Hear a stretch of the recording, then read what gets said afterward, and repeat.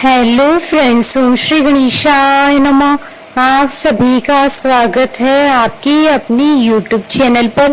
Friends, आज हम आपको इस वीडियो में बताने जा रहे हैं ऋषि पंचमी का शुभ मुहूर्त, पूजा विधि, उद्यापन विधि और ऋषि पंचमी की व्रत कथा और महत्व के बारे में। फ्रेंड्स, वीडियो शुरू करने से पहले आपसे रिक्वेस्ट है, अगर आप हमारे चैनल पर नए हैं और आपने अभी तक चैनल को सब्सक्राइब नहीं किया है तो प्लीज सब्सक्राइब कीजिएगा चैनल को, साथ ही प्रेस कीजिएगा बेल आइकन को, जिससे नए वीडियो से रिलेटेड नोटिफिकेशन आपको तुरंत प्राप्त हो सके। और वीडियो पसंद आने पर वीडियो को लाइक और शेयर जरूर कीजिएगा ताकि सभी भक्तों को इस वीडियो का लाभ प्राप्त हो सके। और कमेंट बॉक्स में ओम श्री गणेशाय नमः जरूर लिखिएगा।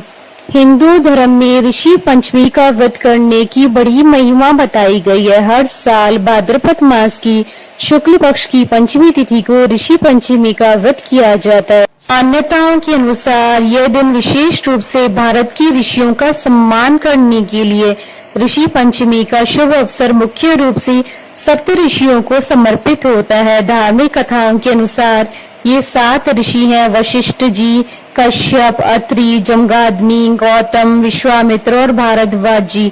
मान्यताओं के अनुसार ऋषि पंचमी का उपवास रखने वाले व्यक्ति का भाग्य पल भर में बदल जाता है और पिछले व वर्तमान जीवन के सभी प्रकार के पापों से मुक्ति मिलती है। हिंदू धर्म में ऋषि पंचमी को विशेष महत्व दिया जाता है। जिस समय महिलाओं का मासिक धर्म आता है उस समय वह अपवित्र मानी जाती है। ऐसे में उन्हें किसी कार्य को करने की अनुमति नहीं होती है। यह समय महिलाओं के लिए एक ऐसा समय होता है जिसमें वह किसी भी धार्मिक कार्य में तो बिल्कुल भी भाग नहीं ले सकती। इसी कारण से उन्हें इस समय पर अधिक और कड़े नियमों का पालन करना पड़ता है। लेकिन कई बार महिलाओं से न चाहते हुए भी जाने अनजाने में भूल हो जाती है, जिसकी वजह से उन्हें पाप का भागीदार बनना पड़ता है। महिलाओं की इसी भूल की क्षमा याचना के लिए ऋषि पंचमी पर सप्त ऋषियों का पूजन किया जाता है, जिससे महिलाओं को पाप का भागीदार न बनना पड़े। फ्रेंड्स, अब आइए जानते हैं ऋषि पंचमी की पूजा विधि के बारे में। ऋषि पंचमी के दिन महिलाओं को ब्रह्म मुहूर्त में उठकर किसी पवित्र नदी, तालाब या घर पर नहाने के पानी में गंगा जल डालकर स्नान करके स्वच्छ वस्त्र धारण करने चाहिए। इसके बाद उन्हें पूरे घर को गाय के गोबर से लीपना चाहिए। उसके बाद सप्त ऋषियों और देवी अरुंधति की प्रतिमा बनानी चाहिए। प्रतिमा बनाने के बाद कलश की स्थापना करें और सप्त ऋषियों की हल्दी, चंदन और पुष्प और अक्षत से पूजा करें। इसके बाद सप्त ऋषियों की कथा सुने। इस दिन जमीन में बोया हुआ अनाज ही ग्रहण करें। इस व्रत में पसई धान के चावल खाए जाते हैं। फ्रेंड्स, अब आइए जानते हैं ऋषि पंचमी के व्रत की उद्यापन विधि के बारे में। यह व्रत मासिक धर्म में हुई गलतियों की पापों की प्रायश्चित के लिए रखा जाता है, लेकिन कई बार महिलाएं कुछ परेशानियों के कारण व्रत नहीं रख पाती हैं। ऐसे में आपको यह व्रत उद्यापन करके ही छोड़ना चाहिए, जिससे आप आपकी भागीदार न बन सके। ऋषि पंचमी का उद्यापन करने वाली महिला को इस दिन सुबह जल्दी उठकर स्वच्छ वस्त्र धारण करनी चाहिए। आप चाहे तो ऋषि पंचमी व्रत के उद्यापन की विधि किसी ब्राह्मण से भी करा सकते हैं या फिर स्वयं भी कर सकते हैं। ऋषि पंचमी के दिन 7 पुरोहितों को भोजन के लिए आमंत्रित करें और सप्त ऋषि मानकर उनका पूजन करें। पुरोहितों को भोजन कराने से पहले ऋषि पंचमी की पूजा अवश्य करें। इसके लिए पहले पूरे घर को गाय के गोबर से लीपें। इसके बाद सप्त ऋषि और देवी अरुंधति की प्रतिमा बनाएं। फिर कलश की स्थापना करें।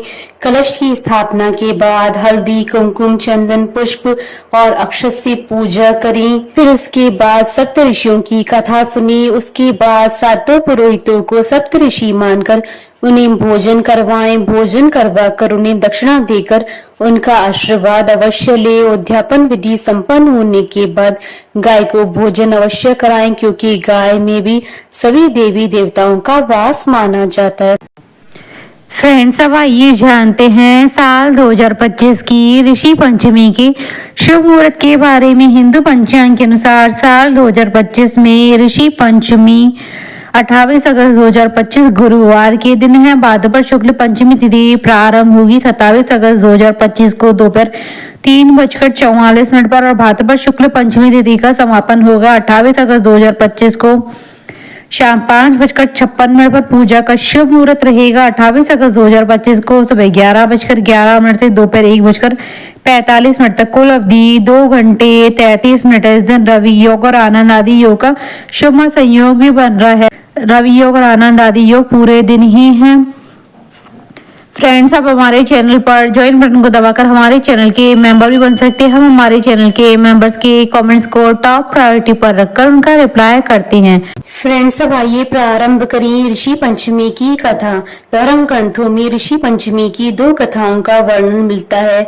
पहली कथा, सतयुग में विदर्भ नगरी में शैनजित नामक राजा हुए थे। वह ऋषियों के समान थे। उन्हीं के राज में एक कृषक सुमित्र था। उसकी पत्नी जयश्री अत्यंत पतिव्रता थी। एक समय वर्षा ऋतु में जब उसकी पत्नी खेती के कामों में लगी हुई थी तो वह रजस्वला हो गई।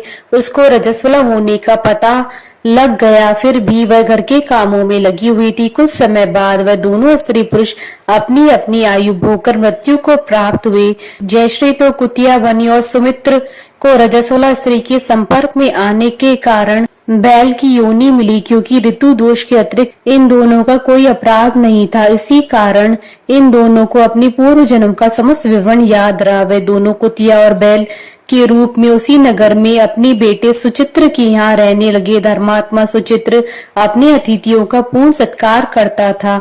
अपने पिता की श्राद्ध के दिन उसने अपने घर ब्राह्मणों को भोजन के लिए नाना प्रकार के भोजन बनवाए। जब उसकी स्त्री किसी काम के लिए रसोई से बाहर गई हुई थी तो एक सर्प ने रसोई की खीर के बर्तन में विष का वमन कर दिया।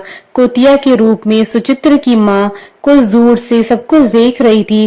पुत्र की बहू के आने पर उसने पुत्र को ब्रह्म हत्या के पाप से बचाने के लिए उस बर्तन में मुंह डाल दिया।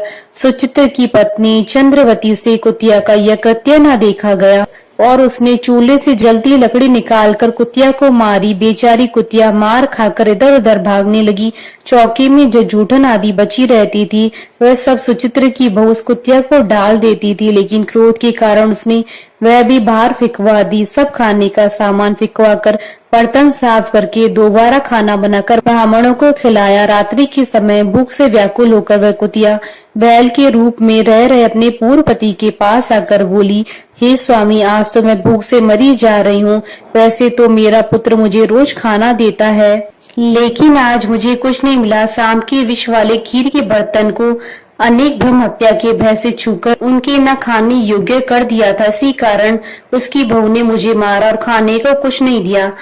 तब वह बैल बोला, हे बद्रे, तेरे पापों के कारण तो मैं भी इस योनि में आ पड़ा हूँ। आज बोझा ढोते ढोते मेरी कमर टूट गई। आज मैं भी खेत में दिन भर हल में जोता रहा। मेरे पुत्र ने आज मुझे भी भोजन नहीं दिया और मुझे मारा भी बहुत। मुझे इस प्रकार कष्ट देकर उसने इस श्राद्ध को निष्फल कर दिया। अपने माता पिता की इन बातों को सुचित्र सुन रहा था। उसने उसी समय दोनों को भरपेट भोजन करवाया और फिर उनके दुख से दुखी होकर वन की ओर चला गया। वन में जाकर ऋषियों से पूछा कि मेरे माता पिता किन कर्मों के कारण इन नीची योनियों को प्राप्त हुए हैं और अब किस प्रकार इनको छुटकारा मिल सकता है। तब सर्वात्मा ऋषि बोले, तुम इनकी मुक्ति के लिए पत्नी सहित ऋषि पंचमी का व्रत धारण करो और उसका फल अपने माता पिता को दे दो। भाद्रपद महीने की शुक्ल पक्ष की पंचमी को मुख शुद्ध करके मध्याह्न में नदी के पवित्र जल में स्नान करना और नए रेशमी कपड़े पहनकर अरुंधति सहित सप्त ऋषियों का पूजन करना। इतना सुनकर सुचित्र अपने घर लौट आया और अपनी पत्नी सहित विधि विधान से पूजन व्रत किया। उसके पुण्य से माता पिता दोनों पशु योनियों से छूट गए। इसलिए जो महिला श्रद्धा पूर्वक ऋषि पंचमी का व्रत करती है वह समस्त सांसारिक सुखों को भोग कर अंत में वैकुंठ को जाती है। विदर्भ देश में उत्तम नाम का एक सदाचारी ब्राह्मण रहता था। उसकी पत्नी बड़ी पतिव्रता थी जिसका नाम सुशीला था। उस ब्राह्मण के एक पुत्र तथा एक पुत्री, 2 संतान थी। विवाह योग्य होने पर उसने समान कुलशील वर के साथ कन्या का विवाह कर दिया। देव योग से कुछ दिनों बाद वह विधवा हो गई। दुखी ब्राह्मण दंपत्ति कन्या सहित गंगा तट पर कुटिया बनाकर रहने लगे। एक दिन ब्राह्मण कन्या सो रही थी कि उसका शरीर कीड़ों से भर गया। कन्या ने सारी बात माँ से कही। माँ ने पति से सब कहते हुए पूछा, प्राणनाथ, मेरी साध्वी कन्या की यह गति होने का क्या कारण है।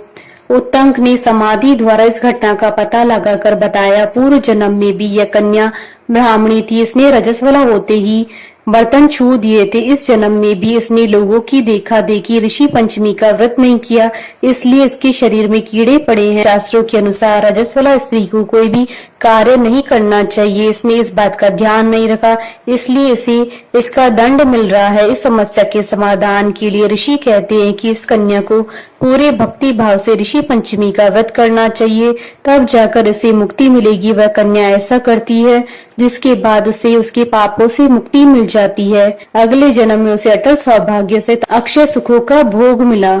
हमारे साथ इस वीडियो में अंत तक बने रहने के लिए आपका धन्यवाद। ओम श्री गणेशाय नमः।